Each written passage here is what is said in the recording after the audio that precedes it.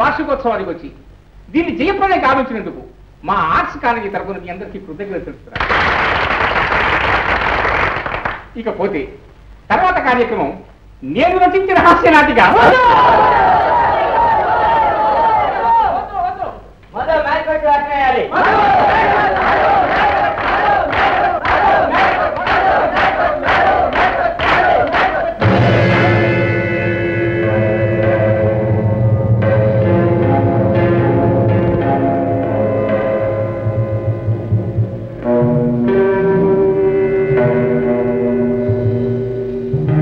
tomorrow and tomorrow and tomorrow creeps in this petty pace from day to day to the last syllable of recorded time. And all our yesterdays have lighted fools the way to dusty death.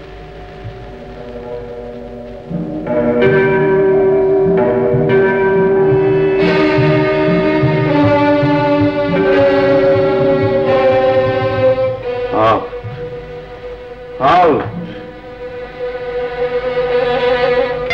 Weekend. Out. Out. Brief candle. Lies, but a walking shadow. A poor player that struts and frets his hour upon the stage. And then he's heard no more.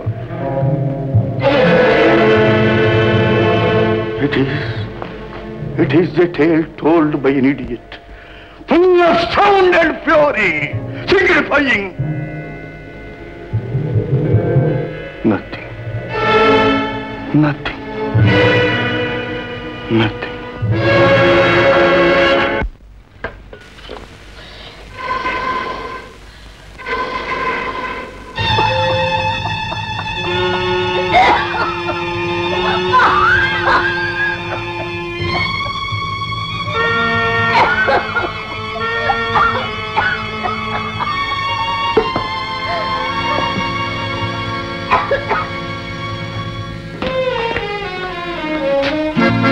అమ్మా అమ్మా అమ్మా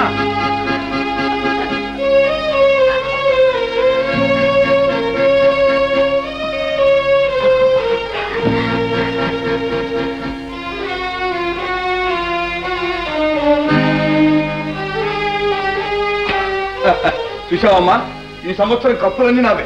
long jump, high jump, running race, ఏకపాత్రాభినయం అన్నిట్లో నేనే first అమ్మా.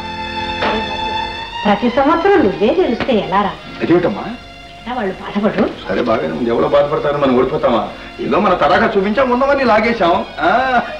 శాంతమ్మ కొడుక మజాక. బాబు, ఏమిటమ్మా? ఈ రోజు మీ నాన్నగారి ఉంటే ఎంత సంతోషించేవాడు. ఊరుకోమ్మా. ఏమిటమ్మా, ఒళ్ళంత వేడిగా ఉంది, జ్వరం వచ్చిందా? లేదు బాబు, ఇందాక నుంచి పొయ్యి దగ్గర ఉన్నాను కదా, అందుకు వేడిగా ఉంది నాయన. బాబు, పొద్దుననగా వేడు, నాన్న వంచేదు కానీ. పదం వస్తా.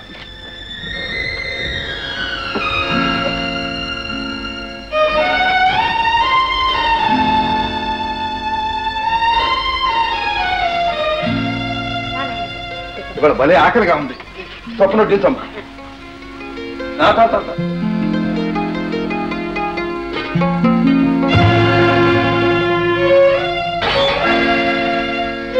అమ్మా, నువ్వు ఫోన్ చేసావా? నేను ఇందాకనే ఫోన్ చేశానుగా.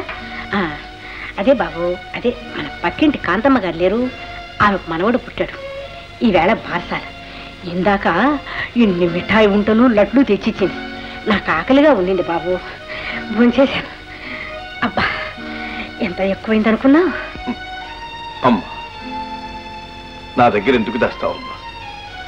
ఎవరో నీకు మిఠాయి లడ్లు ఇచ్చి ఉంటే నీ కొడుకు పెట్టకుండా నువ్వు తినవని నాకు తెలుసు. రామ్మా, తిను. ఏమిట్రా నువ్వు నాకు ఆకలిగా లేదని చెప్తుంటే తిను, నువ్వు తిను బాబు. తినటానికి నాకు మాత్రం ఆకలిగా ఉండొద్దు. బనీన్ చిరిగిపోతుందని జర్కి టైట్ గా పెట్టేశాను. ఇవాళ కాలేజీలో ఓల్డ్ బాయ్స్ వార్షికోత్సవం అయిందిగా, అక్కడ ఒక పెద్ద డిన్నర్ ఇచ్చారు. 3 స్వీట్లు, మైసూర్ పాక్, గులాబ్ జామ్, బాదం హల్వా, పైగా మిరపకాయ బజ్జీలు కూడా వేశారు. అది కూడా ఒక తడాకా చూపించాలని గట్టిగా పట్టుబట్టేశాను. దాంట్లో కూడా ఫస్ట్ మనమే. నిజంగానా? అవునమ్మా, అసలు నువ్వు ఏముండావో తెలుసుకుందామని నాకు ఆకలిస్తుంది అన్నాను. నేను ఎప్పుడైనా అబద్ధమాడానా? అంతా నిజమే. పొట్ట చూడు బెర్రుగా ఉంది.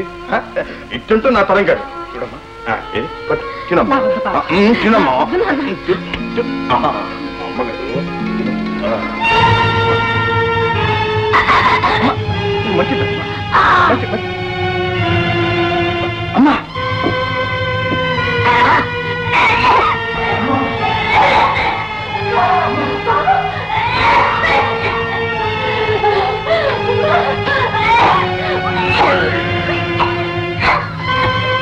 అమ్మా అమ్మా అమ్మా, ఈ దగ్గేమిటమ్మా? ఈ జ్వరం ఏమిటమ్మా? చెప్పమ్మా. అమ్మా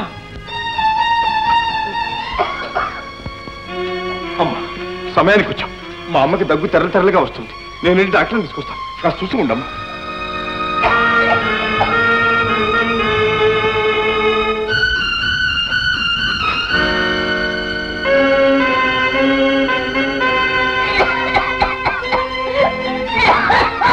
అమ్మా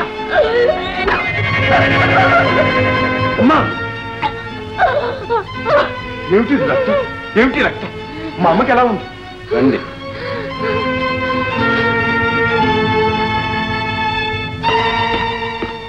డాక్టర్ గారు, మా అమ్మ తప్పి ఆమెకు క్షయవ్యాధి.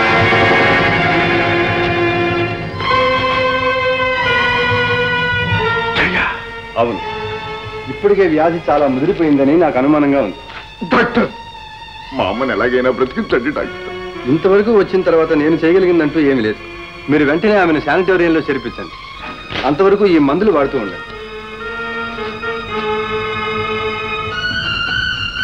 ఖరీదైన మందులే, కానీ చాలా అవసరం.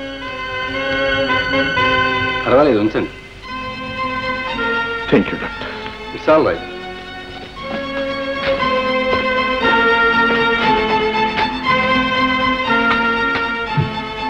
బై ఫేమస్ పర్సన్ మధు మీరేనా? అవును డాక్టర్, నేనే ఆపగ్యుడు. అలా అనకండి. కన్న తల్లి ప్రాణాలు కూడా దక్కించుకోలేని దురదృష్టపడుతుంది డాక్టర్. నిరుత్సాహపడకండి మిస్టర్ మధు. మీ అమ్మను బ్రతికించడానికే ప్రయత్నం చేద్దాం. పోనీ ఒక పని చేస్తారా? చెప్పండి డాక్టర్, మీరేం చేయమన్నా చేస్తాను. ఆఖరికి నా ప్రాణాలు కావాలన్నా ఇస్తాను. మా అమ్మని బ్రతికించే మార్గం చెప్పండి డాక్టర్. చూడండి, డాక్టర్ రావు అని నాకు తెలిసిన టీబీ స్పెషలిస్ట్ ఒక ఆయన ఉన్నారు. ఆయన్ని మించిన వాళ్ళు ఈ దేశంలోనే లేదు. ఆయనకు నాకు చాలా పరిచయం ఉంది. నేను ఒక ఉత్తరం ఇస్తాను, వెంటనే అక్కడికి తీసుకెళ్ళండి. Thank you doctor. మీకు చాలా డబ్బు ఖర్చు పెట్టవలసి ఉంటుంది. కనీసం 4-5 వేలన్నా ఖర్చు అవుతాయి. 4-5 వేల? ఎంత డబ్బైనా సరే డాక్టర్, ఎలాగో కష్టపడి నేను తీసుకొస్తాను. మా అమ్మ బ్రతకటమే నాకు ముఖ్యం. ఆ ఉత్తరం రాసివ్వండి. అలాగే, రేపు హాస్పిటల్కి రండి, ఉత్తరం రాసిస్తాను.